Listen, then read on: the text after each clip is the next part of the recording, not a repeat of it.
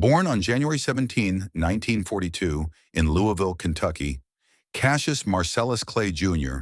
was not born into greatness, he created it. Growing up in a racially divided America, young Cassius faced discrimination and inequality from the very beginning. His journey into boxing started in the most unexpected way. After his bicycle was stolen at age 12, he reported the theft to a local policeman who also happened to be a boxing coach. The officer told him that if he wanted to take revenge, he'd better learn how to fight. That day, the spark was lit. Cassius Clay trained with determination, speed, and confidence like no other. He quickly made a name for himself with his unique style. Quick footwork, lightning punches, and a loud mouth full of confidence. He won Olympic gold in 1960, representing the United States in Rome. That was just the beginning. In 1964, at the age of 22, he shocked the world by defeating Sonny Liston to become the world heavyweight champion. After the victory, he made an even bigger announcement. He had converted to Islam and changed his name to Muhammad Ali. This wasn't just a name change, it was a powerful statement. Ali was no longer a product of America's slavery past.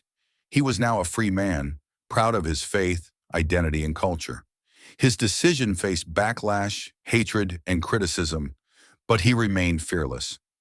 Ali was not just fighting in the ring, he was fighting for his beliefs. In 1967, he was drafted into the U.S. Army to fight in the Vietnam War. He refused to go. Ali declared that he had no quarrel with the Vietnamese and that he would not kill innocent people for a war he didn't believe in. For this, he was stripped of his heavyweight title, banned from boxing, and faced 5 years in prison. He became one of the most hated men in America, but he stood strong.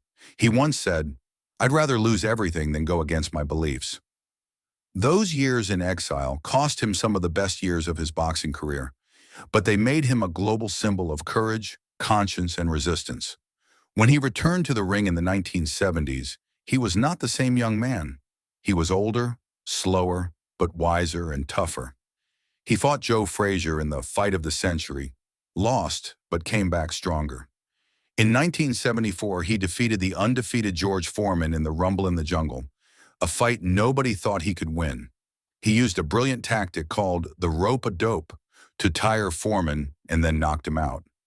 Then came the unforgettable Thrilla in Manila, a brutal third fight against Frazier that pushed both men to their limits. Ali won, but he said it was the closest thing to death he had ever felt.